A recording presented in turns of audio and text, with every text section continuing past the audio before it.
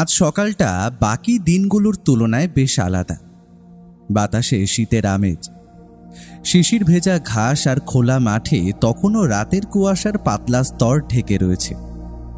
মাঝে মধ্যেই মৃদুমন্দ বাতাস ঘাসের আগায় দোল খেলে যাচ্ছে। গড়ের মাঠে আমি আর ব্যোমকেশ এমন এক শীতের সকালে প্রাতঃভ্রমণে আসাটা নিতান্তই কদাচিৎ। অদূরেই ভিক্টোরিয়া মেমোরিয়াল হল। খানিক আগেই বেশ কিছু ঘোড়ায় চেপে তাগড়াই শরীরের ইংরেজ সেনাদলকে গটগট করে কলকাতার রাজপথে এগিয়ে যেতে দেখলাম। ছোট্ট গুমটি চায়ের দোকানে সবেমাত্র মাটির ভাঁড়ে গরম চায়ে চুমুক দিতেই যাব, ঠিক সেই মুহূর্তে ব্যোমকেশ বলে উঠল, ভাইয়া, ঘটনার ডামাডোলের সঙ্গে ঘটনাক্রম, এই দুটোর মধ্যে পার্থক্য কি বলতে পারবে? জটিল প্রশ্ন। তবে এমন বিষয়ে হঠাৎ করে তোমার মনে উদ্ভব হওয়ার কি বিশেষ কারণ রয়েছে বলো তো? সেটা আমি পরে বলবো, তার আগে তুমি আমার প্রশ্নের উত্তর দাও দেখি। দেখো, ঘটনার ডামাডোল বলতে এখানে পরিস্থিতির কথা, বিশেষ করে এমন কোনো পরিস্থিতির কথা বোঝানো হয়েছে যা বর্তমান সময়কালে ধনাত্মক কিংবা ঋণাত্মক প্রভাব বিস্তার করতে সক্ষম। আর ঘটনাক্রম বলতে তো বোঝায় এমন কোনো মুহূর্ত বা পরিস্থিতি যার মধ্যে আমরা রয়েছি। রয়েছে বই কি? হ্যাঁ, কি রয়েছি? ওই যে বললাম, ঘটনাক্রমের মধ্যে রয়েছি। তবে সেটা কোন ধরনের প্রভাব বিস্তার করতে চলেছে সেটা অবশ্য জানা নেই বন্ধু। বলি, তুমি কি সকাল সকাল আফিমে নেশা করেছো নাকি? হ্যাঁ, কি সব বলছো বলো তো? আমি তো কিছুই বুঝতে পারছো না তো? এই যেমন আজ এত ভোরে আমার হঠাৎ সাজ জাগলো গড়ের মাঠে গিয়ে একটু হেঁটে আসি। তুমি হলে গিয়ে আমার সহোদর, তাই ডামাডোলে তোমাকেও কাঁচা ঘুম ভাঙিয়ে বোল দাবা করে নিয়ে এলুম। এবার ঘটনাক্রমে আমরা এমন পরিস্থিতির মুখে পড়তে চলেছি যা খানিকটা অপ্রত্যাশিত বটে। ঠিক কি হয়েছে সেটা কি বলবে? অযথা হেঁয়ালি করছো কেন বলো দেখিনি? হেয়ালি নয়, বেশ অনেকক্ষণ ধরে এক মাঝবয়সী লোক আমাদের উপর দূর থেকে লক্ষ্য রেখে চলেছে। তুমি খেয়াল করেছো কিনা জানি না, লোকটা নিজের ঘোড়াকে ঘাস খাওয়াতে খাওয়াতে এদিকেই তাকিয়ে রয়েছে। ওই দেখো। আমি ওর দৃষ্টি অনুসরণ করে দেখলাম, অনতি দূরে সত্যিই মাঝবয়সী লোক নিজের কালো ঘোড়াটাকে ঘাস খাওয়াতে খাওয়াতে আমাদের দিকে চেয়ে রয়েছে। তো তাতে কি, দেখতেই পারে। হ্যাঁ, দেখতেই পারে, তবে তার দৃষ্টি নিতান্তই সাধারণ নয়। তার চোখের দৃষ্টি রীতিমতো অনুসন্ধিৎস। কুয়াশার চাদরে প্রথমে তো তাকে ঠিকভাবে দেখাও যাচ্ছে না। তবে কি ব্রিটিশ সরকারের অশ্বারোহী বাহিনীর পুলিশের লোক নাকি? সেটা হলে তো ঘোড়া নিয়ে তারা তো টহল দেবেই, এটাই তো স্বাভাবিক। না, আমার বিশ্বাস তিনি পুলিশের লোক নন। আমি যদি খুব ভুল না হই, উনি খানিকক্ষণের মধ্যেই এদিকে আসবেন। তুমি এতটা নিশ্চিত হচ্ছ কি করে? আমার ষষ্ঠ ইন্দ্রিয় সেটাই বলছে। হয়তো ওনার কোনো বিশেষ প্রয়োজন রয়েছে। হাসালে ভায়া। হ্যাঁ, মানছি লালবাজারে তোমার সাথে মাঝে মধ্যে প্রয়োজন হয়। তোমার বাঙালি মক্কেলের সংখ্যাও নেহাত কম নয়। তবে আজ পর্যন্ত এমন কোনো ঘটনা ঘটেনি যেখানে কোনো লোক এই ভোরবেলায় তোমায় কেস এনে হাতে তুলে দেবে। এটা আমি মানতে পারলাম না ভায়া। ওই যে প্রথমেই বলেছিলাম, ঘটনাক্রমে আজ ঠিক এমনটাই ঘটতে চলেছে। চাটা শেষ করে মাটির ভাঁড়টা নোংরা ফেলার জায়গায় ছুঁড়ে ফেলে একটা সিগারেট ধরাতেই যাব, ঠিক সেই সময় বাতাস কাঁপিয়ে একটা চিহি চিহি শব্দ কানে এলো। কালো তেজিয়ান ঘোড়াটা এদিকেই ছুটে আসছে। তার পিঠে বসে থাকা সেই মাঝবয়সী লোকটা লাগাম টেনে ধরতেই ঘোড়াটা তার সামনের দুই নাল পড়া পায়ের খুর শূন্যে তুলে মাটিতে রাখল। ঘোড়া থেকে মাটিতে নেমে দাঁড়ালো সেই ভদ্রলোক। পায়ের জুতোর গটগট শব্দ তুলে চায়ের দোকানে ঢুকে সোজা আমাদের সামনে এসে দাঁড়ালো।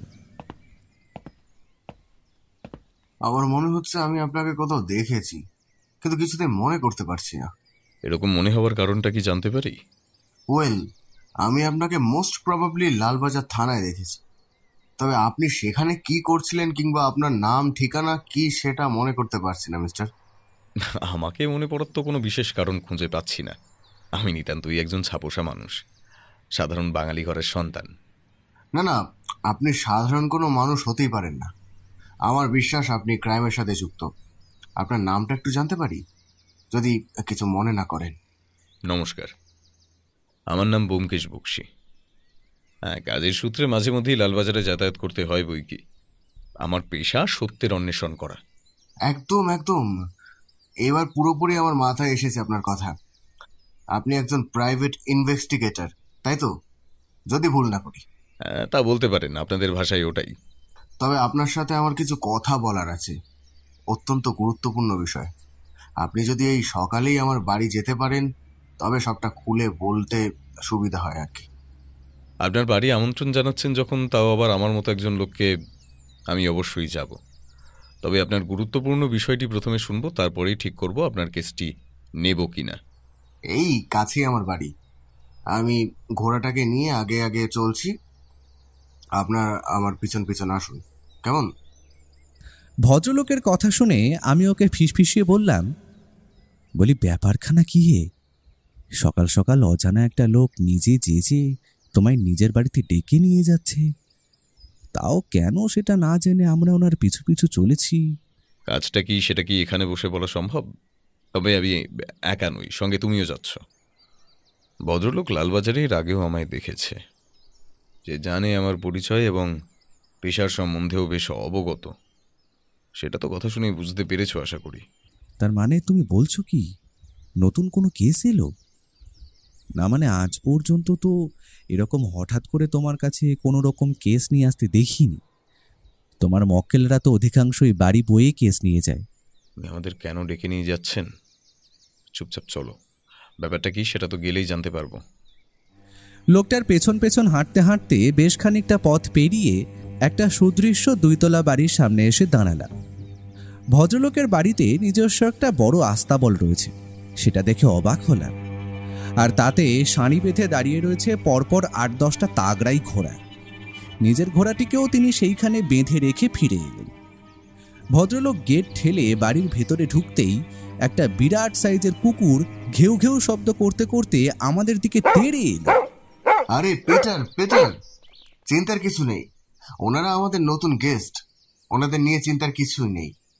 ওই ভদ্রলোক কুকুরটার মাথায় হাত বুলিয়ে কথাগুলো বলতেই সে ছুটে এসে ২ পা তুলে আমাদের গায়ের গন্ধ বেশ খানিকক্ষণ শুঁকে নিয়ে এক প্রকার নিশ্চিত হয়ে আবারও ঘরের ভেতরে ছুটে গেল। চিন্তার কোনো কারণ নেই, ও কিছু করবে না। আমার আস্থা বলে ঘোড়াদের দেখাশোনার দায়িত্বের জন্য লোক আছে, আর পিটার ওদের পাহারাদারদের কাজটা করে। বাহ, বিষয়টা বেশ ভালো। তবে আপনি আমায় যে কেসটা দিতে চলেছেন সেটা কি ঘোড়া সংক্রান্ত কিছু কি, বা রেসের মাঠের মধ্যেকার কিছু? বিরাট হল ঘরের মাঝে একটি সোফার দিকে ইঙ্গিত করে ভদ্রলোক বললেন, প্লিজ হ্যাভ আ সিট। আমরা দুজনে সোফায় বসতেই ভদ্রলোকও সামনের আর একটা সোফায় গা এলিয়ে বসে পড়ল। নাও get back to the business. হয়তো খুব তাড়াতাড়ি আমি আপনাদের বাড়ির ঠিকানায় যেতাম, ভালোই হলো আজ দেখা হয়ে গেল। ঘটনাটা ঠিক কি একটু খুলে বলবেন?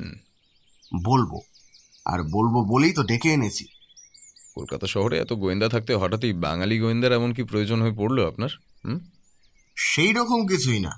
পরশুদিনই আপনাকে লালবাজারে গিয়ে দেখেছিলাম আমার ঘোড়ার মিসিং রিপোর্ট লেখানোর জন্য গিয়ে, আর আজকে আপনাকে সকালে দেখতে পেয়ে চিন্তা করি যে ব্যাপারটা আপনার সঙ্গে আলোচনা করা উচিত। সবই ঠিক আছে, কিন্তু আপনি আমাকে এখনো নিজের পরিচয়টাই কিন্তু দিয়ে ওঠেননি। হে, দেখলেন তো, একদম ভুলে গেছি। এত কথা বললাম আর নিজের পরিচয়টাই দিইনি। নমস্কার, আমি রঞ্জন বসাক। বাড়িতে ঘোড়ার আস্তাবল দেখে নিশ্চয় বুঝতে পেরেছেন আমি ঘোড়াশালার মালিক, আর মাঝে মাঝেই ঘোড়ার দৌড়ে জকির কাজ করি। সত্যি কথা বলতে এটাই আমার নেশা এবং পেশা। বেশ, বুঝতে পারলাম এবার। আপনি আমার আসল সমস্যার কথায় আসুন এবার। নিশ্চয়ই। আপনারা হয়তো জানেন না, আমার ঘোড়াশালে যে কটা ঘোড়া রয়েছে প্রত্যেকটির দাম ১০ লাখ টাকার উপরে। আর আমার সব থেকে লাকি এবং প্রিয় ঘোড়া ছিল চেতক, যে অত্যন্ত তাগড়া এবং অত্যন্ত শক্তিশালী ঘোড়া।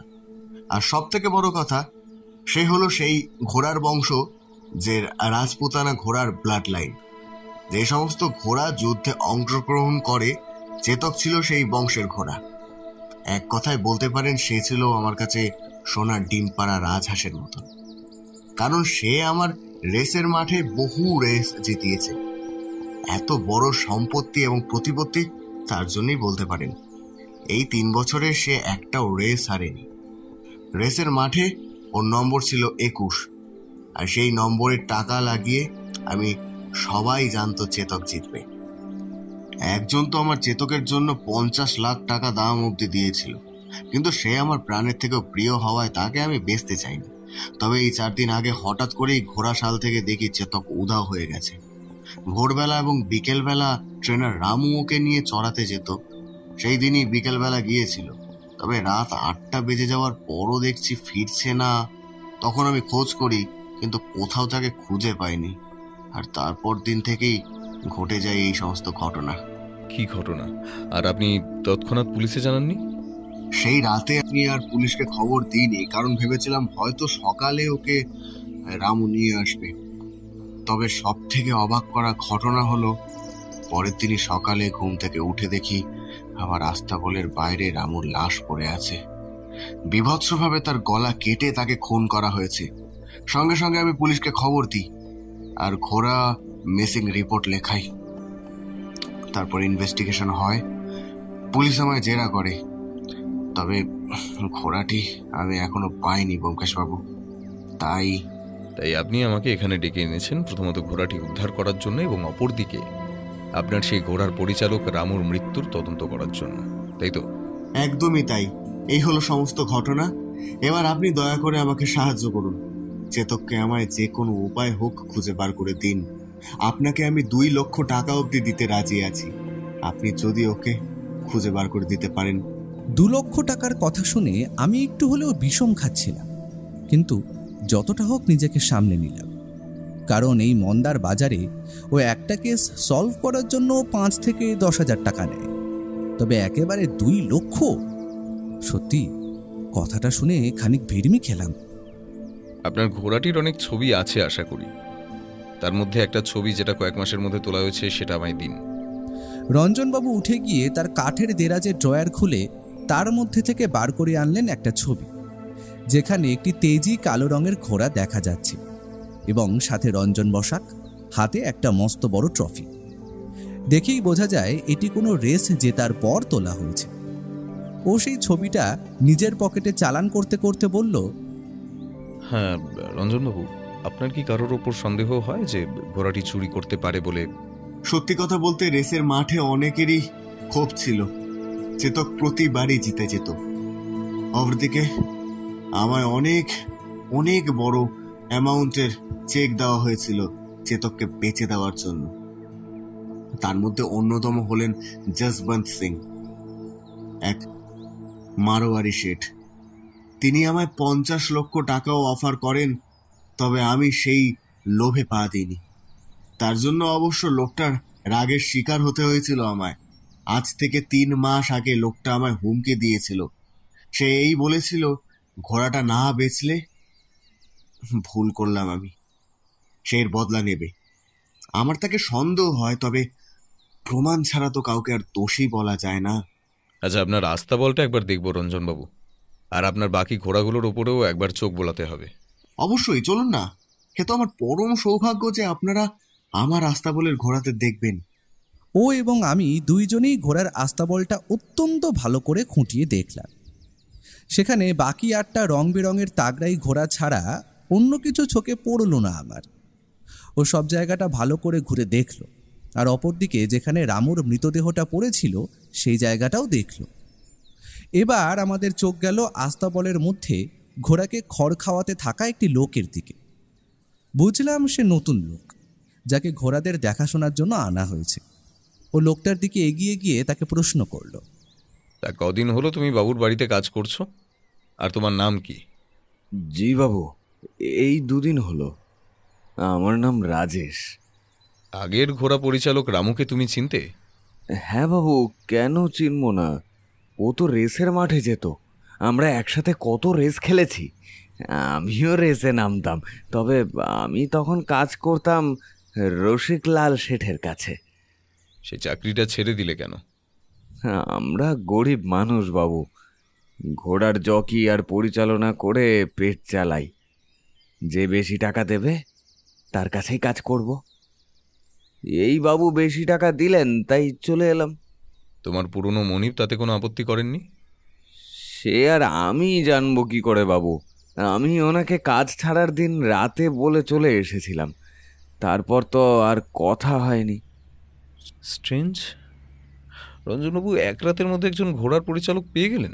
এত তাড়াতাড়ি ওদের পাওয়া অত্যন্ত কঠিন আমি বলে জানতাম, কিন্তু রাজেশকে আমি আগে থেকেই চিনতাম। রেসের মাঠে অনেকবারই দেখাও হয়েছিল। আমায় সে জানিয়েছিল যে তার মনিব তাকে কম টাকা দেয়, বেশি টাকা পেলে সে আমার কাছে কাজ করবে। রামুর মৃত্যুর পর আর কি, এই ঘোড়াগুলো তো ওকেই দেখাশোনা করতে হবে, যে তাই আর দেরি করিনি।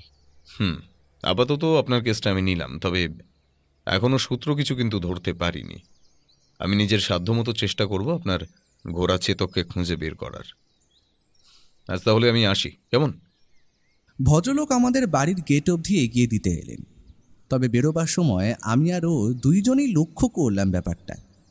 একটা ঘোড়ার বিরক্তিসূচক আওয়াজ শুনতে পেয়ে ই ঘোড়া মোর বাত কাহে নেই শুনতা, পাজি জানোয়ার বলে হাতের চাবুকটা তীব্র গতিতে চালিয়ে দিল ঘোড়াটার গায়ে। ব্যাপারটা আমাদের নজর এড়ায়নি। আমরা বাড়িতে ফিরে এলাম। বাড়ি ফিরে ও আর আমি সকালের প্রাতরাশ গলাধকরণ করে সে একটা সিগারেট ধরিয়ে ব্যালকনিতে দাঁড়িয়ে কিছু একটা চিন্তা করছিল। এমনিতেই বৌঠান কয়েকদিন হলো বাড়িতে নেই। সে 3 দিন যাবৎ বাপের ঘরে গিয়েছে। এখন রান্নার আর বাড়ির সমস্ত কাজের দায়িত্ব পুঁটিরামের ওপর। ওর বিয়ের আগে আমরা তো পুঁটিরামের হাতের রান্নাই খেতাম, তবে বৌঠানের সুস্বাদু রান্নার স্বাদ পেয়ে ওইটা আর ছাড়তে ইচ্ছে করে না। সত্যি বৌঠান আমাদের রূপে গুণে যেন স্বয়ং মা লক্ষ্মী। আমি ওকে বিচলিত দেখে তাকে প্রশ্ন করলাম, তো ভায়া, কি চিন্তা করছো? 2 লাখ টাকাটা পকেটে এলে সেটা নিয়ে কি করবে, কিছু ঠিক করলে? তোমার হয়েছে ওই এক জ্বালা। আগে তো গাছটা লাগাই, তারপর তার পরিচর্যা, তারপর না হয় ফলের আশা। তা এখন কি ঠিক করলে? আমাদের করণীয়টা কি? প্রথমত আমাদের কেসটা নিয়ে যে এগোবো তার কয়েকটা মোটের সূত্র পেয়েছি আমরা। যেমন ঘোড়াটি অপহরণ, এখন জানতে হবে ঘোড়াটিকে চুরি করে কার কী লাভ থাকতে পারে। দ্বিতীয়ত পুরনো ঘোড়া পরিচালক রামুর মৃত্যু। ওর মৃত্যু কি সাধারণ ঘোড়াটিকে সরানোর উদ্দেশ্যে করানো হয়েছে, নাকি সেই ছেলেটির অন্য কোনো অভিসন্ধি ছিল? কেমন? যেমন ধরো, লোভের বশে রামুই ঘোড়াটিকে চুরি করে, আর যাকে বেঁচবে ঠিক করে হয়তো সেই রামুকে শেষ করে দেয়। খুনের মোটিভ এখন 2টি, আমাদের সঠিকটা খুঁজে বার করতে হবে। একটা কথা কিন্তু আমায় ভাবাচ্ছে, ওটা তো একটা ঘোড়া, সেটা তো আর আংটি বা হীরের মতো না যে যেখানে পারবে লুকিয়ে রাখতে পারবে, তাই না?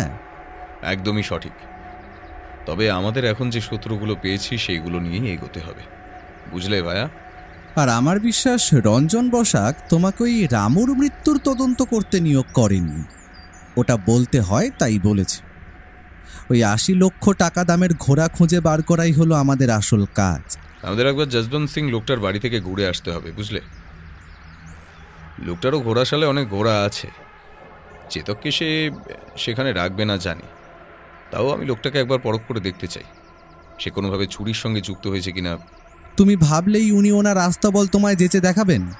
দেখাবেন ভায়া, নিশ্চিত দেখাবেন। একজন লোক যদি ওনার ঘোড়া কেনার জন্য আসে, তবে কয়েক লক্ষ টাকা মুনাফা পাওয়ার জন্য নিশ্চিত দেখাবেন। আর তার জন্য লাগবে ছদ্মবেশ। তুমি যদি আমার সঙ্গে যেতে চাও তবে তোমাকেও ছদ্মবেশ নিতে হবে কিন্তু। তাই হবে। টেলিফোন ডাইরেক্টরি থেকে খুঁজে যশবন্ত সিংয়ের নাম্বার পেতে তেমন একটা বেগ পেতে হয়নি আমাদের। ও টেলিফোনে ওনার নাম্বার ডায়াল করে নিজের গলাটিকে যতটা সম্ভব নামিয়ে অন্য কণ্ঠে বলতে শুরু করলো। হ্যালো, নমস্কার, বলছি যশবন্ত সিং আছেন? ও আচ্ছা, আপনি তিনি। নমস্কার, আমি শুভেন্দু নস্কর। আমি অনেকদিন ধরেই একটি ভালো তাগড়াই এবং শক্তিশালী ঘোড়া কিনবো চিন্তা করছি। তা আপনার কাছে তো শুনেছি অনেক ঘোড়া আছে, তা আমি কি সেইগুলো দেখতে আসতে পারি? ঘোড়া পছন্দ হলে আপনি আপনার বলা দামই পাবেন। 10 লাখ 12 লাখ যা বলবেন সেটাই দিতে রাজি আমি, কোনো অসুবিধে নেই। হ্যাঁ হ্যাঁ, অবশ্যই অবশ্যই। তবে আজ বিকেলে দেখতে আসি, কেমন? হ্যাঁ, নমস্কার নমস্কার।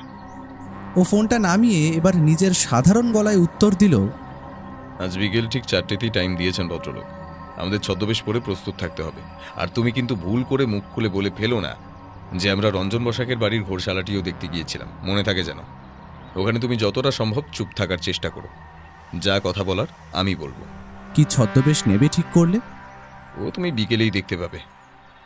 আমি এখন একটু থানায় বিধুবাবুর সঙ্গে কথা বলে আসি। রামু ছেলেটার মৃত্যুর কি কি তথ্য ওনারা এতক্ষণে আবিষ্কার করতে পেরেছেন সবটা আমায় জানতে হবে। আরও নতুন কিছু তথ্য জানতে হবে, সেটা জানা ছাড়া সম্ভব নয়। তুমি এক কাজ করো, গুটিরামের সঙ্গে বসে বসে ওর হাতে হাতে কিছুটা কাজ এগিয়ে দাও। জো হুকুম। তবে পুলিশ তো আশা করা যায় আমাদের রঞ্জনবাবুকে একবার না হোক একবার তো জেরা করেইছেন। তুমি ওনাদের কাছে গেলে নিশ্চিত আরও কোনো নতুন তথ্য জানতে পারবে আশা করি। দুপুরের আগে আগেই সে ফিরে এসেছিল বটে, তবে তখন আর তাকে বিরক্ত করিনি। সেই দিন দুপুরের খাবার শেষ করে একটু ভাত ঘুম দিয়েছিলাম। ঠিক ওই 4টে নাগাদ একজন লোক আমাদের ঘরে প্রবেশ করে আমাদের ঘুম থেকে ডাকল। লোকটার মাথায় বেশ লম্বা লম্বা চুল, সাথে একটা সাদা রঙের টুপিও আছে। মুখের দিকে তাকাতেই লক্ষ্য করলাম সেখানে তখন বিরাজ করছে একটা বড় মিলিটারি গোঁফ। তার উপর লোকটার পরনের শার্ট, প্যান্ট, এমনকি জুতোটাও সাদা রঙের। গলায় সোনার হার এবং হাতের 4 আঙুলে 4টে করে সোনার আংটিও লক্ষ্য করলাম। এইরকম সাজে আমিও প্রথমে বুঝতে পারিনি এটা ব্যোমকেশ। কি ভাইয়া, এই পোশাকটা ঠিক আছে তো? ঠিক ওই উঠতি বড়লোকদের মতো লাগছে না?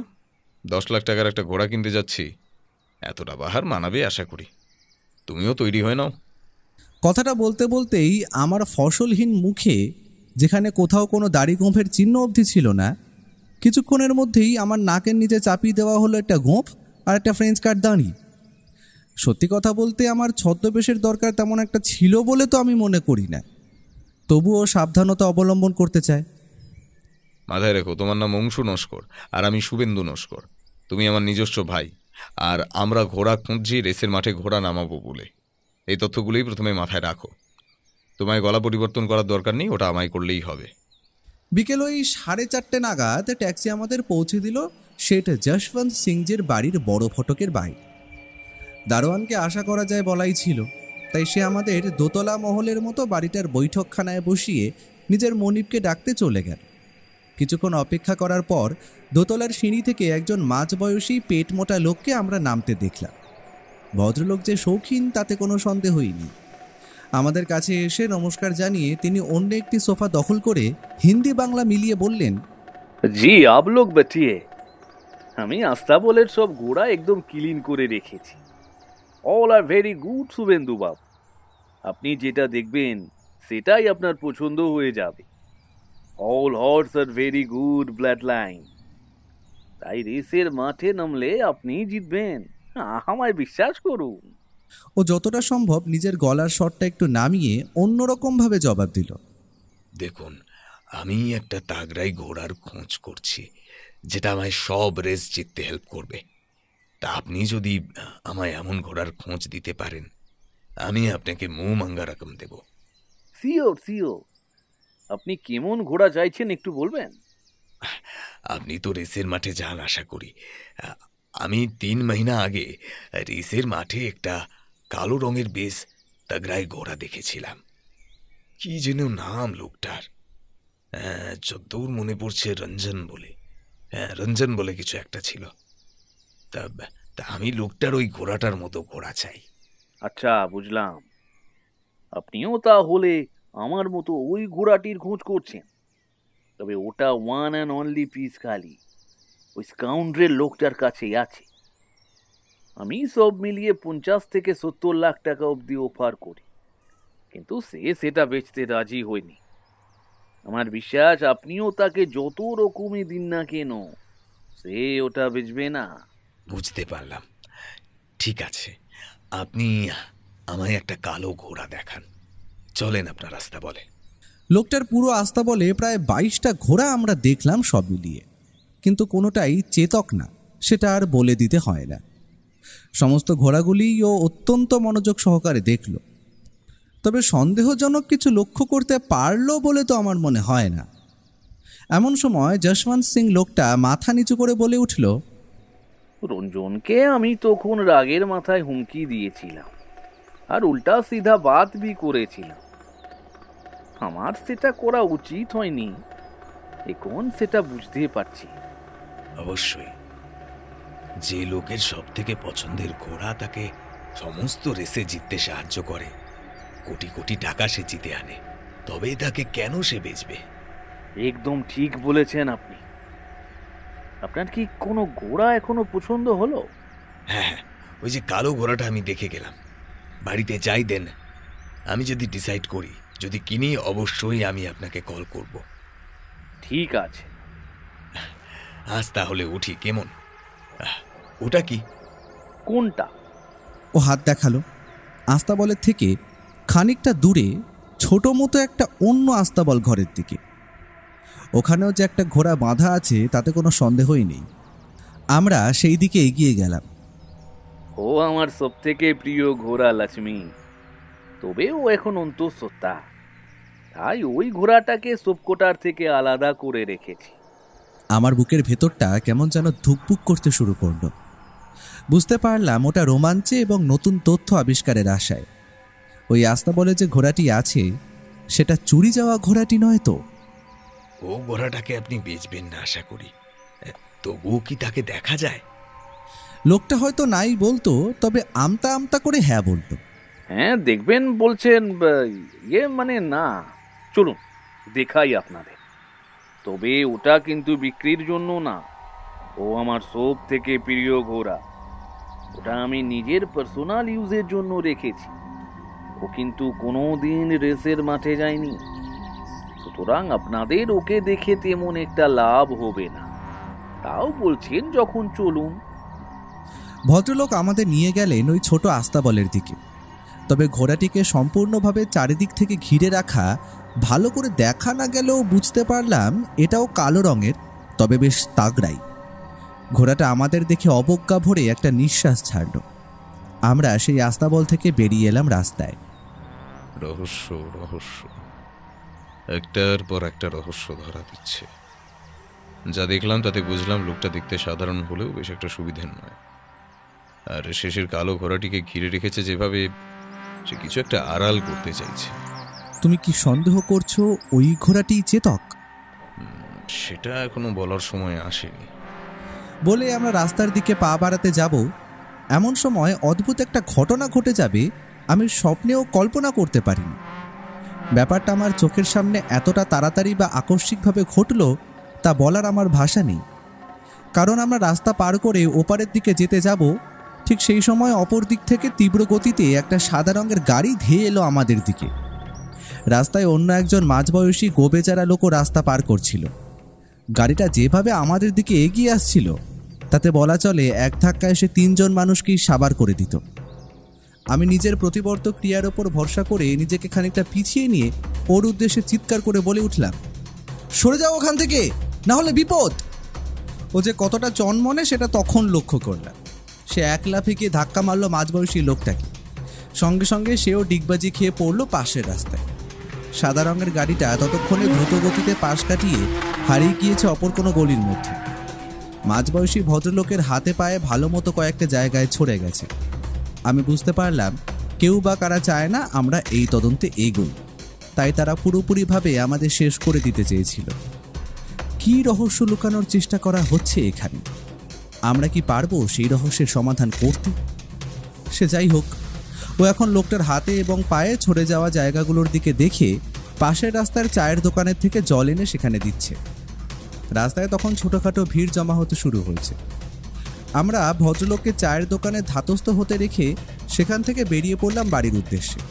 ও খালি নিচু স্বরে আমায় বলল, ব্যাপারটা যতটা সহজ ভেবেছিলাম ততটা সহজ নয় এটা। প্রাণঘাতী হামলা যখন করানো হয়েছে, সুতরাং বলা চলে ব্যাপার অত্যন্ত জটিল এবং ঘোরতর। আমরা সঠিক পথেই এগোচ্ছি বন্ধু। সেই দিন বাড়িতে ফিরে ওকে বেশ চিন্তিত দেখলাম। কি চিন্তা করছে সেটা অবশ্য জিজ্ঞেস করা হলো না, কারণ ও কাজের সময় বা চিন্তা করার সময় বিরক্ত করা একদম পছন্দ করে না। সময় আসলে আশা করি ও নিজেই সবটা আমায় জানাবে। তবে আমার মনে তখন উঁকি দিচ্ছে কিছু প্রশ্ন, যেমন এই হামলাটা কে করাতে পারে, আমাদের ওপর নজর রাখা হচ্ছে কি, যশবন্ত সিংয়ের আস্তাবলের সেই ঘোড়াটি কি চেতক, রামুর মৃত্যুর কারণ কি। এই সমস্ত কিছু চিন্তা করতে করতে আমি ঘুমিয়ে পড়লাম। রাতে একটা অদ্ভুত স্বপ্ন দেখলাম আমি, যেখানে একটা রেসের মাঠে একসাথে অনেকগুলো ঘোড়া দৌড়াচ্ছে, আর একটা কালো রঙের ঘোড়া সবকটা ঘোড়াকে পেছনে ফেলে ধুলো উড়িয়ে রেস জিতে নিল। স্বপ্নটা সত্যি অদ্ভুত। পরের দিন সকালে যখন ঘুম থেকে উঠলাম তখন প্রায় বেলা 10টার কাছাকাছি। আমি ওকে উদ্দেশ্য করে প্রশ্ন করলাম, কাল থানায় গিয়ে তেমন কিছু লাভ কি হলো? নতুন কিছু তথ্য কি আবিষ্কার করতে পারলে? হ্যাঁ, বিধুবাবু আমায় জানালেন যে রামু নামের যে ছেলেটি মারা গিয়েছে তার স্বভাব চরিত্র অত্যন্ত ভালো ছিল। সে ঘোড়াটিকে চুরি করতেই পারে না। ওনাদের বিশ্বাস ঘোড়াটিকে অপহরণ করে তারপরেই ছেলেটিকে মেরে ওইভাবে ফেলে দেওয়া হয়। আর বিধুবাবু অন্য একটা বিষয়ও জানান যে রেসের মাঠে নাকি আজকাল কিছু স্মাগলিং জাতীয় জিনিসও ঘটছে সবার অগোচরে। পুলিশ অনেকদিন থেকেই তাদের ধরার চেষ্টাও করছে। ওইসবের পেছনে নাকি লুকিয়ে আছে অনেক বড় বড় মাথারা, যারা এক একটি গ্যাং বলা চলে। তবে আমি বিশ্বাস করি ঘোড়াটি চুরি হওয়ার পেছনে এই গ্যাংয়ের কোনো একটা তো হাত আছে, কারণ যে খুনটা হয়েছে তা কিন্তু একজনের পক্ষে করা অসম্ভব। তার মানে এখন তোমার মাথায় 3টে দায়িত্ব চাপলো আশা করি। কারণ প্রথমত রামু ছেলেটির খুনের তদন্ত তুমি করছো, অপরদিকে ঘোড়া উদ্ধার, আর অপর একটা কাজ, আর সবশেষে যোগ হলো এই নতুন স্মাগলিং গ্যাং। আমার বিশ্বাস এরা ছোটোখাটো চুনোপুটি নয়, এরা এক একটা রাঘব বোয়াল। আর এদের বাগে আনা এতটা সহজ হবে না। একটা কথা জানো তো ভাইয়া, কান টানলে মাথা আসে। ঘোড়া চুরির ঘটনা যখন বাইরে এসেছে তখন বুঝে নাও কানটা আমরা পেয়ে গেছি। এখন কানটা টেনে ধরতে পারলেই মাথাটাও বেরিয়ে পড়বে। আজ সকাল থেকেই একটা জিনিস কি তুমি লক্ষ্য করেছো? ব্যাপারটা আমি না ঘুম থেকে উঠে থেকেই দেখছি, তবে এখনো পর্যন্ত জানাইনি তোমায়। আমি কেসটা নিয়ে ঘরে বসে চিন্তায় মগ্ন ছিলাম, তাই অন্য কিছু ভাববার সময় হয়ে ওঠেনি। একবার ঘরের জানলার পর্দাটা সরিয়ে ওই রাস্তার পাশের বড় বটগাছটার দিকে তাকাও তো, দেখো তো কি দেখতে পাও। ও আমার কথা শুনে অপেক্ষা না করেই হালকাভাবে পর্দাটা সরিয়ে উকি মারলো আমার দেখানো বটগাছটার দিকে। তারপর আমার দিকে ফিরে বলল, সাধারণ গোবেচারা পাগল বলেই মনে হচ্ছে। আসলে হঠাৎ করেই আমাদের বাড়ির বাইরে বটগাছতলায় আজ সকাল থেকেই নতুন একটা পাগল এসে আস্তানা গেড়েছে।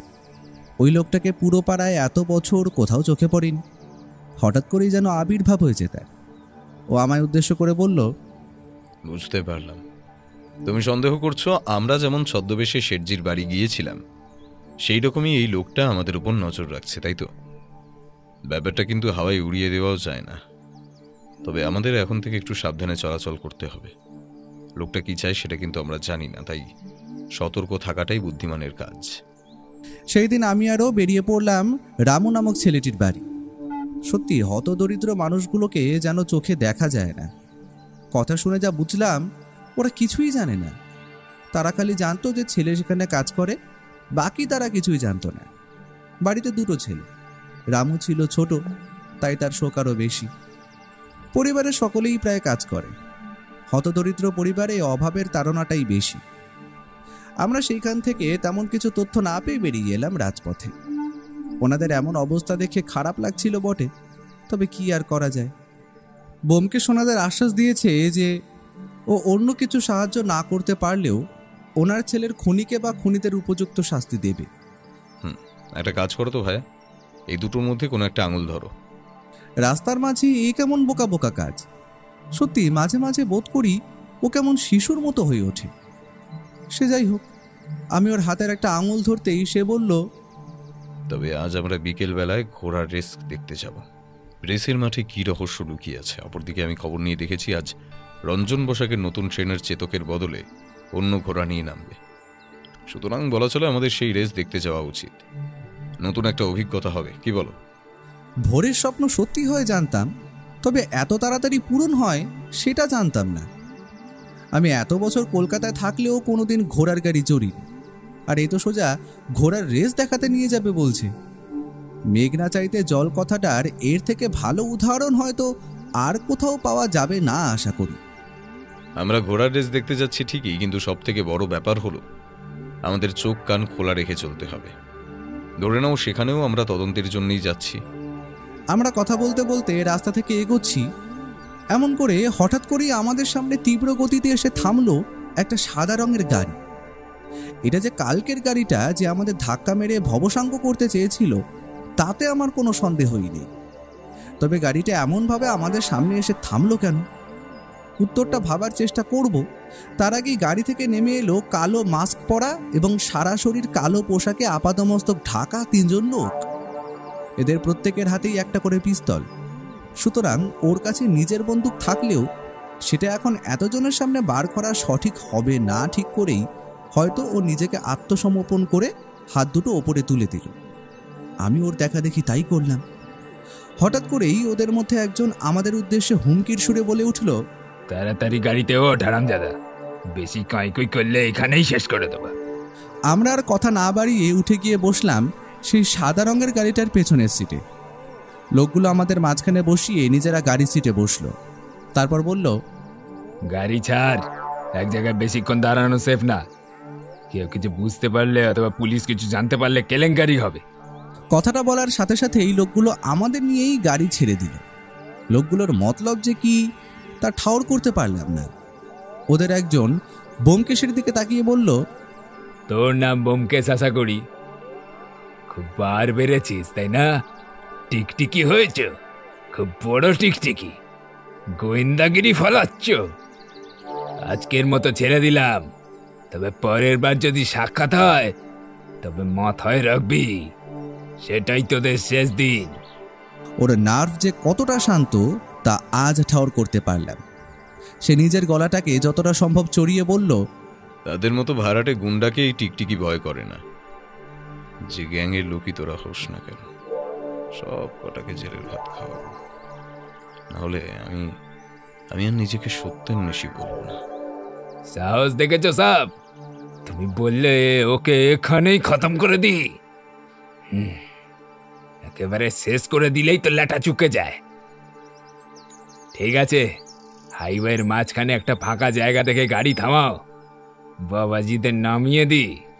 গাড়িটা থামলো ফাঁকা রাস্তার এক প্রান্তে। গাড়ির দরজা খুলে আমাদের ফেলে দেওয়া হলো রাস্তার ওপরে। তারপর তড়িঘড়ি গাড়িটা স্টার্ট নিয়ে আমাদের সামনে থেকে বেরিয়ে গেল। ও ততক্ষণে রাস্তা থেকে উঠে নিজের জামার নিচের দিকটা ঝাড়তে ঝাড়তে বলল, মার্কাস গ্যাং, ওটাই আমাদের নতুন ক্লু। ভাইয়া, লোকগুলো কিন্তু আমাদের ছেড়ে ভুল করলো। কুকুরের ল্যাজ যে বাঁকাই, কোনো দিনও তা সোজা হয় না। পরে তার ফল ওরা ভোগ করবে, মাথায় রেখো। ও যে মাঝে মাঝে কি বলে তা আমি নিজেই জানি না। সেই দিন বাড়ি ফিরে ও অপেক্ষা না করে কয়েক জায়গায় ফোন করলো শুধু। তার মধ্যে যে পুলিশের লালবাজারের বড়বাবু বিধুবাবুও আছেন সেটা আর বলে দিতে হয় না। ওকে জিজ্ঞেস করায় সে আমাকে বলল সে নাকি রসিকলাল শেঠের বাড়িতেও ফোন করেছিল। রসিকলাল শেঠ বলতে যার কাছে রঞ্জন বসাকের নতুন ট্রেনার রাজেশ কাজ করত।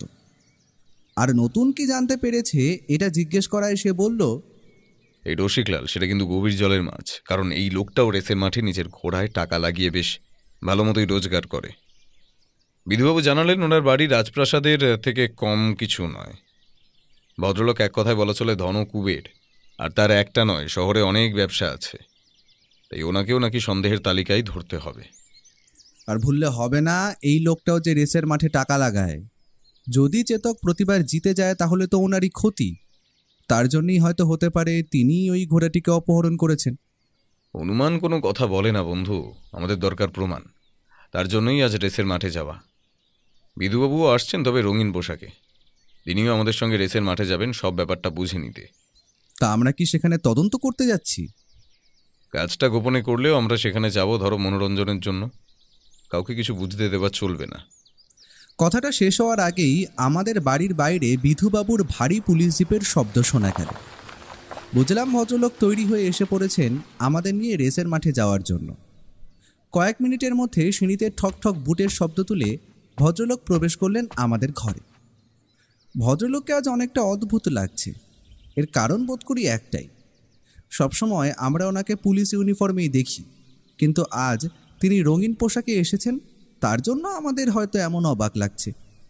ভদ্রলোক এবার আমাদের উদ্দেশ্যে বললেন, তা আপনাদের হলো? রেস যে আধা ঘন্টার মধ্যে শুরু হয়ে যাবে। এখানে বসে থাকলে কিন্তু ময়না ফুরুত হয়ে যাবে ব্যোমকেশবাবু। আপনি একটা কাজ বোকার মতো করেছেন বিধুবাবু। আমাদের আজ পুলিশ জিপে সেইখানে গেলে চলবে না। পারলে ট্যাক্সি নিয়ে যাওয়া উচিত, যাতে কেউ কোনো সন্দেহই না করে। ব্যাপারটা আপনি ঠিকই বলেছেন, তবে এটা এইখানেই থাক।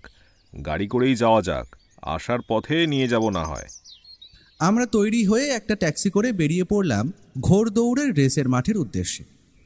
কলকাতার রাস্তায় আজ বেশ ভালো রকমের ভিড় বলা চলে। কারণটা ঠিক ঠাউর হলো না। তবে ভিড় পেরিয়ে আমাদের গাড়ি রেসের মাঠে পৌঁছলো প্রায় 4টে বাজতে 5 মিনিট আগে। ভালো করে দেখুন বিধুবাবু, রঞ্জন বসাক আজ নিজে রেসে নেমেছে।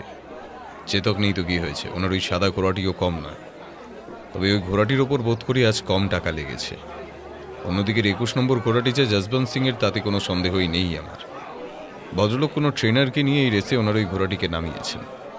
এবার দেখা যাক কে রেস জেতে। প্রতিটি ঘোড়াই অত্যন্ত তাগড়াই, সেটা আর বলে দিতে হয় না। আমি কোনোদিনও রেসের ট্র্যাক দেখিনি, আজ প্রথম দেখলাম। প্রায় 10-12টা রেসের ট্র্যাক রয়েছে। এখানে সবকটাই সাদা রঙের লাইন দিয়ে মার্ক করা রয়েছে, আর প্রতিটি ট্র্যাকে একটি করে ঘোড়া এবং তার সাথে রয়েছে তার ট্রেনার। ঘোড়ার পিঠে বাঁধা ওই বসার জায়গাটি বোধ করি ঘোড়ার স্যাডেল। আমি এইসব ভাবছি, হঠাৎ করেই তীব্র বন্দুকের শব্দ শুনতে পেলাম।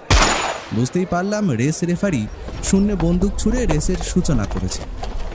সঙ্গে সঙ্গে তীব্র গতিতে ঘোড়াগুলি ছুটতে শুরু করল। ওহ, সে কি রেস! এমন অভিজ্ঞতা আমার জীবনে এই প্রথম। একবার রঞ্জন বসাকের ঘোড়া প্রচণ্ড জোরে দৌড়ে এগিয়ে যাচ্ছে সবাইকে পেছনে ফেলে। অপরদিকে আবার 21 নম্বর ঘোড়াটিও মাঝে মাঝেই এগিয়ে যাচ্ছে, তাকেও পেছনে ফেলে। পুরো রেসের ট্র্যাকটায় ধুলো চারিদিকে ছড়িয়ে আছে। ঘোড়াগুলি যাওয়ার সময় যে পরিমাণ ধুলো ওড়াচ্ছে তা চারিদিককে ঢেকে দিতে বাধ্য। সত্যি এ একরকম খেলাই বলে, কেউ কাউকে ছাড়বে না। অবশেষে ফিনিশ লাইনে প্রথম পৌঁছলো রঞ্জন বসাকের সেই সাদা ঘোড়াটি। সাদা ঘোড়াটির উপর আজকেও আশা করি টাকা লাগায়নি, তাই ওটা জেতার ফলে বেশিরভাগ মুনাফা পাবে রঞ্জন বসাক। কিন্তু ট্রফি দেওয়ার পর ওখানে ওটা কি চলছে? আমরা রেস শেষ হওয়ার পরও চারিদিকটা দেখার জন্য প্রায় আধ ঘন্টা অপেক্ষা করছিলাম। মানুষের ভিড় উপচে পড়েছে সেই সাদা ঘোড়াটির সাথে রঞ্জনবাবুকে ট্রফি নিতে দেখার জন্য। একটা অদ্ভুত ব্যাপার ঘটল, যেটা একদম অপ্রত্যাশিত। রঞ্জন বসাক এবার ওনার সাদা ঘোড়ার পিঠে বাঁধা ওই বাদামি রঙের স্যাডেলটি খুলে নিল আর মাইকে ঘোষণা করল, যে সব থেকে বেশি দাম দেবে আমি এই নতুন ঘোড়াটির স্যাডেলটি তাকেই বিক্রি করে দেব।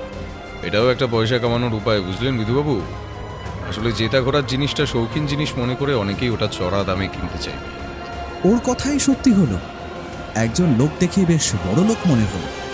প্রায় 25,000 টাকা দাম দিয়ে ওই সামান্য চামড়ার স্যাডেলটি কিনে নিলেন তিনি। আর সবথেকে অবাক করার বিষয়, সাধারণ মানুষ এই ব্যাপারটা নিয়েও বেশ আনন্দ উপভোগ করছে। রেস শেষ করে তখন রঞ্জন বসাক আমাদের দেখতে পেয়ে নিজের ঘোড়াটিকে ট্রেনারের কাছে পরিচর্যার জন্য ছেড়ে দিয়ে আমাদের দিকে এগিয়ে এলেন। আপনার রেস দেখলাম রঞ্জনবাবু, সত্যি আপনার এলেম আছে। চেতককে ছাড়াও এই রেস আপনি জিতে গেলেন, দারুণ ব্যাপার। অনেক ধন্যবাদ আপনাকে ব্যোমকেশবাবু, কিন্তু চেতককে ছাড়া আমার ভালো লাগে না। ওকে খুঁজে বার করার কাজ কত দূর? আপনারা কি ওকেই খুঁজতে এসেছেন? একদমই না, আমার এই বন্ধুটি কোনোদিন রেস দেখেনি বলল, তাই ওকে দেখাতে আনলাম।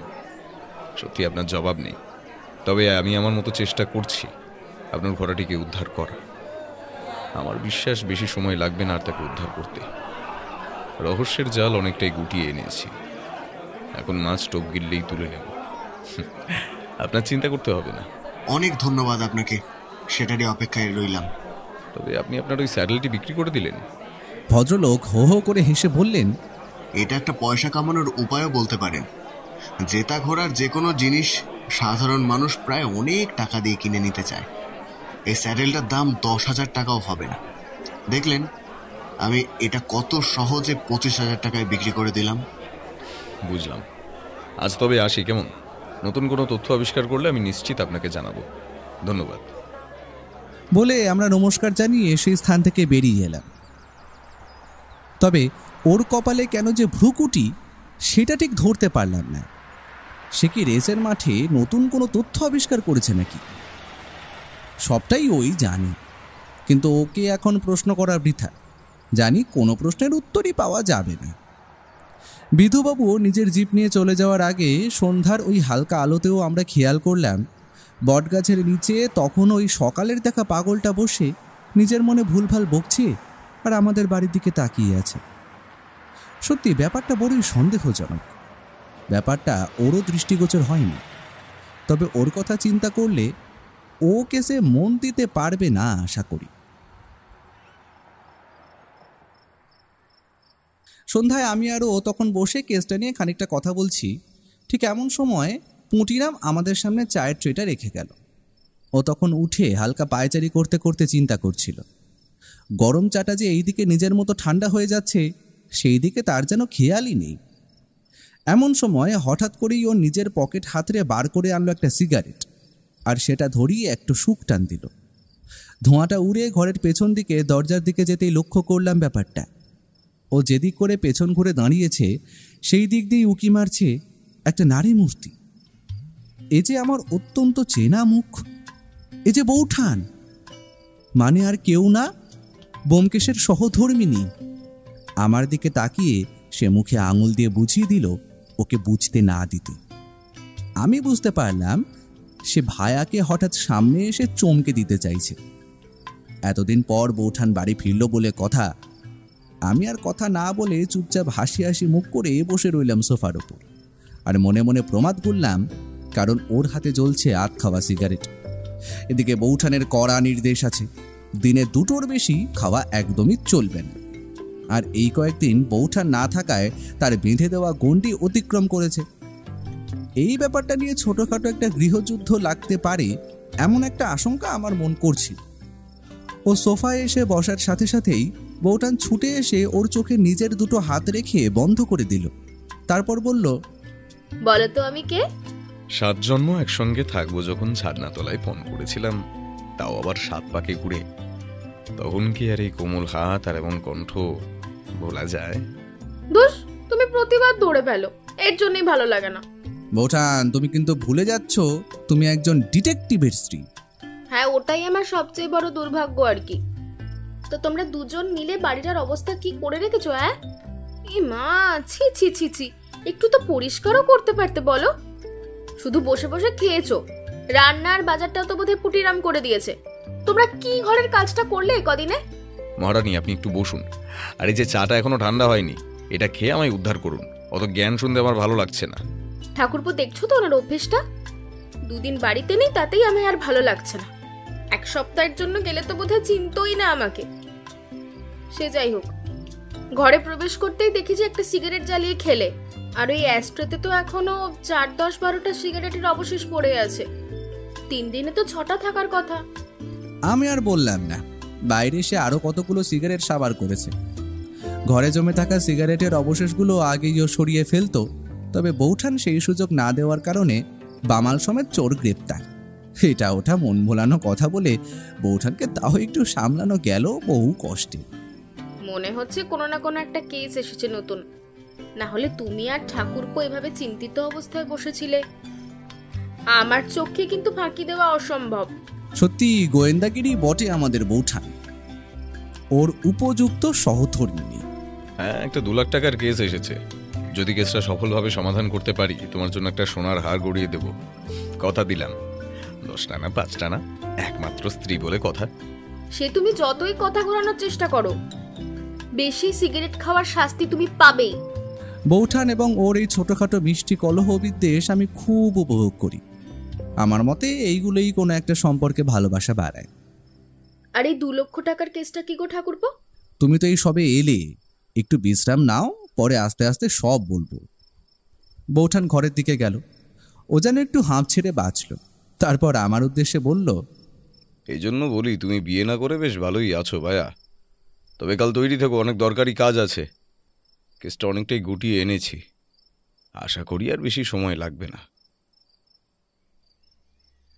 পরের দিন সকালে যখন ঘুম ভাঙল তখন প্রায় বেলা ওই 10টার কাছাকাছি।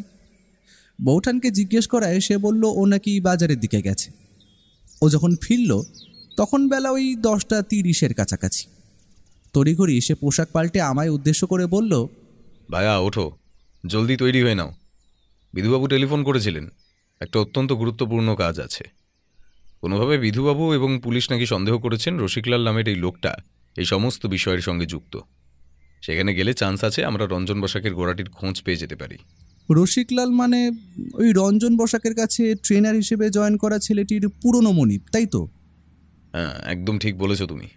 আমরা কি ঘোড়াটার বিষয়ে খালি তদন্ত করতে যাচ্ছি? আর সার্চ ওয়ারেন্ট কি পেয়েছেন বিধুবাবু? একদমই না, আমরা ঘোড়াটির বিষয়ে তদন্ত করতে যাচ্ছি না। আমরা যাচ্ছি আরও বড় কিছুর একটা দাও মারতে। কারণ আমরা যে মার্কাস দলের কাছ থেকে হুমকি পেয়েছিলাম আর যারা আমাদের উপর গাড়ি থেকে প্রাণঘাতী হামলা চালায়, বিধুবাবু নাকি সন্দেহ করছেন এই সমস্ত কিছুর পেছনে মাস্টারমাইন্ড হলেন এই রসিকলাল। আর মার্কাস গ্যাংকে পরিচালনার দায়িত্বেও নাকি আছে এই রসিকলালই। তার মানে তো স্মাগলিংয়ের ঘটনার সাথে ওনার যোগ থাকতে পারে, কি বলো? অবশ্যই, বিধুবাবুরা তো সেটারই সন্ধানে যাচ্ছেন। যদি কোনো স্মাগলিংয়ের জিনিস উদ্ধার করা যায় আর তার সঙ্গে বাড়িটা চেকিং যখন হবে, পুরো বাড়িটা ঘুরেও দেখা হবে, সেখানে কোনো ঘোড়া আছে কিনা সেটাও দেখা হয়ে যাবে। তার মানে বলতে চাইছো এক ঢিলে দুই পাখি, তাই তো? ঢিলটা আগে ছুঁড়েই দেখা যাক, পাখি কিছু হাতে আসলে তো শোনায় সোহাগা। চলো বেরোনো যাক। আমরা কথা বলতে বলতেই তার মাঝে বিধুবাবুর 3টে পুলিশ জিপ এসে দাঁড়ালো আমাদের বাড়ির সামনে। আমরা আর সময় নষ্ট না করেই উঠে বসলাম তাতে। গাড়িটা আমাদের থামালো একটা মহলের মতো দেখতে বড় বাড়ির সামনে। বাড়ির সিংহ দরজাটাই এত বড় আর কি বলবো।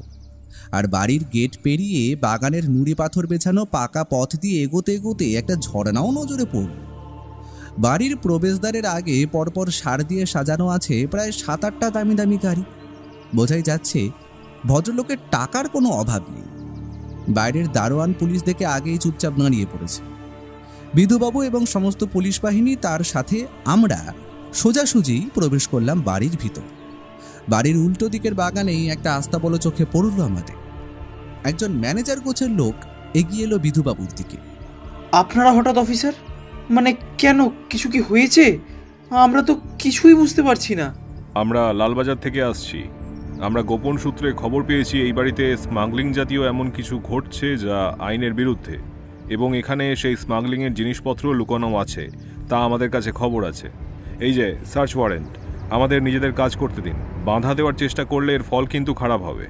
বিধুবাবুর কথাটা শেষ হওয়ার আগেই হঠাৎ করে একজন মাঝবয়সী ভদ্রলোক আমাদের দিকে এগিয়ে এসে হাত জোর করে আধা বাংলা এবং আধা হিন্দিতে বলে উঠলেন, আরে গুসা কেন হচ্ছেন পুলিশ সাহেব? আপনারা আপনাদের মতো যা যা করবার করবেন, সারাজ করবার আপনারা করতেই পারেন। আমি অনুমতি দিলাম, কথা দিলাম, আপনারা কিছুই পাবেন না স্যার। শুধু শুধু এই আম আদমিকে পরেশান করা, কে এই ভুলভাল খবরগুলো দেয় আপনাদের, কি বলবো বলেন দেখি? ভুলভাল খবর নয়, ঠিক খবর। সেটা আপনার বাড়িটা সার্চ করলেই নিশ্চয়ই বুঝতে পারা যাবে। দয়া করে সরে যান, আমাদের নিজেদের কাজটা করতে দিন। আরে করবেন করবেন, আলবাত করবেন। আসুন আসুন, আগেই বলে দিলাম আমি সিধা সাদা আদমি আছি। একটা সাকসেসফুল বিজনেস আছে, তাছাড়া খারাপ কিছুর সাথে আমি যুক্ত নই। আপনারা কিছুই পাবেন না, কথা দিলাম। যান যান, নিজেদের কাজ করেন। লোকটার কথাই সত্যি হতো। পুলিশ প্রায় 3 ঘন্টা ধরে তন্ন করে খুঁজেও সেই বাড়িতে কোনো স্মাগলিংয়ের জিনিসপত্র খুঁজে পেলই না। এমনকি মার্কাস দলের কোনো হদিশও সেখানে মিলল না। বিধুবাবু অত্যন্ত নিরুপায় দেখাচ্ছিলেন। বোঝাই যাচ্ছে উনি ওনার গুপ্তচরের ওপর অত্যন্ত ভরসা করেছিলেন। তবে এখানে এসে কিছুই উদ্ধার করতে পারবেন না, সেটা হয়তো ওনাকে ভিতর থেকে ভেঙে দিয়েছে। তবে হতেও পারে যে রসিকলাল আগে থেকেই আমাদের আসার খবরটা ভিতরের কারো কাছ দিয়ে পেয়ে গিয়ে জিনিসপত্র আগেই সরিয়ে রেখেছে অন্য কোথাও। বিধুবাবুরা যখন ক্লান্ত হয়ে সেই বাড়ির বৈঠকখানার সোফার বসে একটু বিশ্রাম নিচ্ছেন, হঠাৎ করেই এমন সময় ও বলে উঠল, আচ্ছা রসিকলালজি, আপনি ওই ঘোড়ার স্যাডেলটা কোথায় পেলেন? ওটা যে আগের দিন রেসের মাঠে যে তার রঞ্জনবাবুর ঘোড়াটির স্যাডেল, আমার যতদূর মনে পড়ছে সেটা তো অন্য একটা লোক কিনেছিল। তা আপনার বাড়িতে আসলো কি করে? ভদ্রলোক হয়তো এই জিনিসটার ব্যাপারে প্রস্তুত ছিলেন, হয়তো এটা সরিয়ে ফেলতে ভুলে গেছে। তিনি একটু আমতা আমতা করে বলে উঠলেন, কি আরে ও জিনিস কিনে এনেছে আমার ছোট ভাই রামেন। ওর ঘোড়ার খুব শখ আছে। আস্তা বলে দেখুন না, এখনো 10-12 ঘোড়া হ্যাঁ, সব मतलब उसका পছন্দের ঘোড়া আর কি। আচ্ছা বুঝলাম। তবে আপনি বলছেন রেসের মাঠ নিয়ে আপনার কোনো ইন্টারেস্ট নেই? হ্যাঁ একদম সহি বলেছেন। আরে আমি বিজনেস নিয়ে ব্যস্ত মানুষ, ওসব নিয়ে আমার ভাববার টাইমটা কোথায় বলেন দেখি। তবে আপনাকে তো ঠিক পুলিশ বলে মনে হচ্ছে না। আপনার পরিচয়টা কি একটু বলবেন? আমি একজন সত্যান্বেষী, আপনারা যাকে প্রাইভেট ইনভেস্টিগেটর বলেন। ওইসব ছাড়ুন, আপনার বাড়িতে আস্তাবলের দিকটা একবার দেখতে পারি কি? যদি ভুল না করি আপনি কি সেই ফেমাস সত্যান্বেষী ব্যোমকেশ বাবু, তাই তো? আরে কি সৌভাগ্য আমার, আপনার পায়ের ধুলো পড়েছে আমাদের বাড়িতে। আপনারা কি সন্দেহ করছেন আমি ঘোড়ার পেটের মধ্যে চুরির জিনিসপত্র লুকিয়ে রাখবো? চলেন চলেন, আপনাদের সমস্ত ডাউট ক্লিয়ার করে দিচ্ছি আমি। সত্যি কথা বলতে পুরো আস্তাবল খুঁজেও আমরা চেতক নামের ঘোড়াটি খুঁজে পেলাম না। এমনকি ওনার আস্তাবলে কোনো কালো রঙের ঘোড়াই নেই। আমরা হতাশ হয়ে ফিরে এলাম ওনার বাড়ি থেকে। তবে হঠাৎ করেই ওর মুখের কোণে একটা মৃদু হাসি লেগে থাকতে দেখলাম। এ হাসি আমি চিনি, এ সাধারণ ব্যাপার নয়। ও হয়তো কিছু বুঝতে পেরেছে। এখন জিজ্ঞেস করলে হয়তো কিছুই বলবে না, তবে ওকে আমি ভালো মতোই চিনি। বাড়ি ফিরে সে নিজের ঘরে চলে গেল। যাওয়ার আগে বলে গেল, বুঝলে ভাইয়া, তুমি এখন আর আমাকে একদম বিরক্ত করবে না। তোমার বউঠানকেও বলে দাও ব্যাপারটা। এখন আমায় ভাবতে হবে, কেসটার অনেকটাই সমাধান করে এনেছি। এখন পরপর সূত্রগুলো একটা একটা করে মিলিয়ে নিতে হবে ভাইয়া। আমি আর কি বলবো, নিজের মতো নিজের ঘরে গিয়ে লেখার কাজে হাত লাগালাম। জানলার পর্দাটা সরিয়ে একবার দেখার চেষ্টা করলাম বাইরের দিকে। হ্যাঁ, যা সন্দেহ করেছিলাম তাই। পাগলটা এখনও সেখানেই বসে আছে। লোকটা কি এখানেই আস্তানা কিনে নিল নাকি? এটা আসলে পাগল, না এটা একটা গুপ্তচর যে আমাদের উপর নজর রাখছে? কে জানে। রাতের বেলা খাওয়া দাওয়া শেষ করে আমরা তখন বৈঠকখানায় বসেছি। এমন সময় হঠাৎ করেই টেলিফোনটা বেজে উঠল। ও সময় নষ্ট না করে তড়িঘড়ি গিয়ে টেলিফোনটা তুলে নিল। হ্যাঁ বিধুবাবু, বলুন। কি আপনি ঠিক বলছেন তো? এটা তো সাধারণ ব্যাপার নয়। অবশ্যই আমাদের সাবধানতা অবলম্বন করাই উচিত। আপনি একটা কাজ করুন, এক্ষুনি 2-3 জন লোককে ছদ্মবেশে বাড়ির চারিদিকে ঘোরাঘুরি করতে বলুন। সেটাও ঠিক, আপনাদের পৌঁছতে ঘন্টাখানেক তো লাগবেই। দেখছি আমি কি করা যায়। ফোনটা রেখে ও তাড়াতাড়ি আমাদের উদ্দেশ্যে বলল, উঠিরাম, তাড়াতাড়ি বাড়ির সমস্ত দরজা জানালা বন্ধ করে দাও। সদর দরজায় এখনই তালা লাগিয়ে দাও, আর কেউ বাড়ির জানালার পাশে যাবে না। বিধুবাবু খবর দিয়েছেন আজ রাতে আমাদের বাড়িতে নাকি হামলা হতে পারে। পুলিশ পৌঁছতে 1 ঘন্টা তো লাগবেই, ততক্ষণ সাবধানতা অবলম্বন করাই শ্রেয়। যেমন বলা তেমন কাজ। আমরা পুরো বাড়ির সমস্ত গেট তালা মেরে দিলাম, অপরদিকে জানলাগুলো তাড়াতাড়ি বন্ধ করে ফেললাম। ব্যাপারটা সত্যিই ভয়, কারণ যদি মার্কাস গ্যাং আমাদের পেছনে লেগে থাকে তবে ওরা যা খুশি করতে পারে। আর ওদের তো আর লোকবলের অভাব নেই, তার উপর বাইরে ওই গুপ্তচর। বাড়ির সব কিছু বন্ধ করে আমরা তখন বৈঠকখানায় বসেছি। হঠাৎ করেই এমন সময় ও উঠে গেল ঘরের দিকে। তারপর নিজের পাশ বালিশটা জানলার কাছে দাঁড় করিয়ে রেখে ঘরের আলোটা নিভিয়ে অন্য কম পাওয়ারের আলোটা জ্বালিয়ে দিল। অদ্ভুত ব্যাপার তো, কোল বালিশের ছায়াটা জানলার ওপর পড়ার সাথে সাথেই ওটাকে একটা মানুষ দাঁড়িয়ে আছে মনে হচ্ছে। আমি বুঝতে পারলাম ও এটা ফাঁদ তৈরি করে রাখল। বৈঠকখানায় ফিরে এসে আমরা কেসটা নিয়ে আলোচনা করছি। বৌঠানকে সবটা বুঝিয়ে বলছি। ঠিক 15 মিনিটের মাথায় একটা তীব্র বিস্ফোরণের শব্দ কানে এলো আমাদের। এটা যে কোনো বন্দুকের গুলির শব্দ তা বলে দিতে হয় না। আর তার সাথে সাথেই প্রচণ্ড জোরে কাঁচ ভেঙে পড়ার শব্দও কানে এলো আমাদের। ছুটে গিয়ে ঘরে গিয়ে দেখি পাশবালিশটা ওপাশে পড়ে রয়েছে। আর সেটা লক্ষ্য করেই যে গুলি চালানো হয়েছে তাতে আমাদের কোনো সন্দেহই নেই। আর জানলার কাঁচ ভাঙার কারণে ঘরের চারিদিকে এখন ইতস্ততভাবে আছে ছড়িয়ে কাঁচের ভাঙা টুকরো। জোর বাঁচা বেঁচে গেছি। লোকগুলো বাঁশবালিশটাকে আমি ভেবে গুলি চালিয়েছিল। বিধুবাবুকে অত্যন্ত ধন্যবাদ। আমরা তবে ঘরে বসে রয়েছি কেন? তাড়াতাড়ি গিয়ে ওই লোকগুলোকে ধরে ফেললেই তো হয়। তোমার যা বুদ্ধি! ওই লোকগুলো এখন সংখ্যায় প্রায় 4-5 জনেরও বেশি হবে, এবং প্রত্যেকের হাতেই আছে হয়তো একটি করে আগ্নেয়াস্ত্র। সুতরাং ওদেরকে ওদের মতো থাকতে দাও। চিন্তা নেই, পুলিশ হয়তো 10 মিনিটের মধ্যেই ঢুকে যাবে। ফোর্স পাঠিয়েছেন বিধুবাবু। যদি ধরা পড়ার হয় গ্যাংটা আজ রাতেই পড়ে যাবে, অত চিন্তা করে লাভ নেই। সেই দিন রাতেই 12টা নাগাদ বিধুবাবুর ফোন এল। একটা সাদা রঙের গাড়ি সঙ্গে 4 জন গুন্ডা গোছের লক্ষ্যে পুলিশ নাকি গ্রেফতার করেছে চৌরাস্তার মোড় থেকে। লোকগুলো এখন পুলিশের হেফাজত। তথ্য কিছু উগরে দেয়নি, তবে তাদের ওপর কৃপা বর্ষানো হবে সেটা আন্দাজ করতে পারলাম। তবে কেসটা কি এখানেই শেষ? এতটাই এখনো ধরা পড়লো কই ভাইয়া?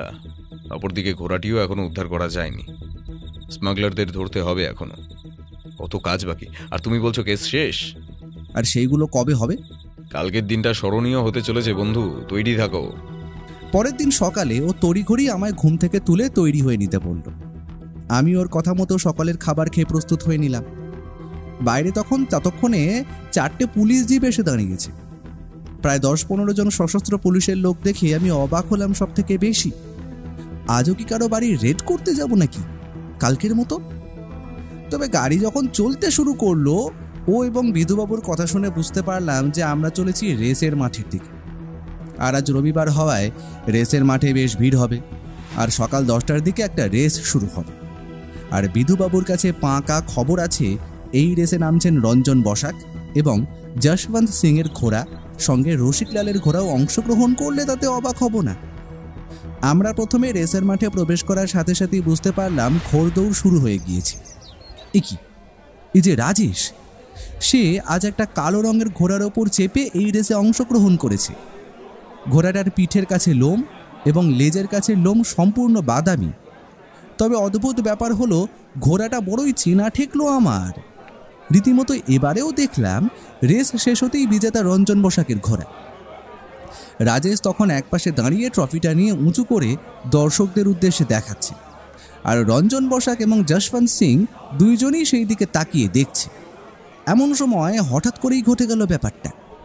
বিধুবাবু আকাশের দিকে বন্দুক ফায়ার করলেন, তারপর চিৎকার করে বললেন, কেউ কোথাও নড়ার চেষ্টা করবেন না। পুরো রেসে স্টেডিয়ামের সমস্ত দরজা পুলিশ ঘিরে রেখেছে, তাই বাইরে যাওয়া অসম্ভব। আর এখানে সশস্ত্র বাহিনী রয়েছে। কথাটা শেষ হওয়ার আগেই আমরা একটা অদ্ভুত ব্যাপার লক্ষ্য করলাম। হঠাৎ করেই ঘোড়ার ওপরে বসে থাকা রাজেশকে এক ঝটকায় ঘোড়াটা তীব্র ঝাঁকুনি দিয়ে ফেলে দিল মাটিতে। তারপর অত্যন্ত ক্ষোভে আর রাগে ফুঁসতে ফুঁসতে ঘোড়াটা এগিয়ে গেল রাজেশের দিকে। ছেলেটা ভয়ে ততক্ষণে পিছনে সরে এসেছে। আমায় ছেড়ে দে, আমি কিছু করিনি। বিধুবাবু, পুলিশদের বলুন ঘোড়াটা নিয়ন্ত্রণে আনতে, ওটাই যে এখন সবথেকে মূল্যবান সম্পদ। একসাথে 3-4 জন প্রশিক্ষণপ্রাপ্ত পুলিশের লোক এবং কিছু ঘোড়ার ট্রেনারের দৌলতে ঘোড়াটা একটু শান্ত হলো। এবার ও তাড়াতাড়ি পুলিশগুলোর উদ্দেশ্যে বলে উঠল, একটা কাজ করো, ঘোড়াটার পিঠে বাঁধা স্যাডেলটা খুলে আনো তো সবাই মিলে, আর সেটা করবে খুব সাবধানে। যেমন বলা তেমন কাজ। চারিদিকে তখন ভিড় জমে গেছে। এখানে কি হচ্ছে তা দেখার কৌতূহল। আমি অবাক হয়ে দেখলাম, ও সেই ঘোড়াটার স্যাডেলটা একটু নাড়াচাড়া করতেই সে তার গুপ্ত পকেটগুলো থেকে রেস ট্র্যাকের ওপর ঝনঝন করে পড়লো কয়েকটা ধাতুর জিনিস। এ যে দেখছি সোনার বিস্কুট, একটা নয়, প্রায় 15 থেকে 20টা হবে। অত্যন্ত গোপনে এটা ঘোড়ার স্যাডেলটার ভিতর গুপ্ত পকেট বানিয়ে লুকিয়ে রাখা হয়েছিল। গ্রেফতার হলেন রঞ্জন বসাক, তার ট্রেনার রাজেশ। পুলিশ গিয়ে তুলে আনলো রসিকলালকে। থানায় এবার যেন একটা বড় বড় সভা বসতে চলেছে, আর সেই সভার মধ্যমণি হলো আমার বন্ধু ব্যোমকেশ। আর কিছুক্ষণের মধ্যেই আমরা সমস্ত সত্যটা জানতে পারব। এখন অপেক্ষা করা ছাড়া আর কোনো উপায় নেই। রসিকলাল ভদ্রলোক রাগে ফুঁসছেন আর আমাদের গালিগালাজ করছেন। রঞ্জন বসাক এখন শান্ত। বিধুবাবু, আমি এবং থানার সবাই তখন ওর মুখের দিকে তাকিয়ে, কখন ও কথা বলবে। ও নিজের পকেট থেকে একটা সিগারেট ধরিয়ে তাতে একটা সুখ টান দিল, তারপর বলল, তা রসিকলাল বাবু, আপনার যে এতগুলো সোনার বিস্কুট ধরা পড়ে গেল তার জন্য বুঝি আমায় গালমন্দ করছেন আশা করি? আপনি আমার কতগুলো টাকা লোকসান করলেন তার কোনো হিসাব নেই। আচ্ছা, তাই বুঝি।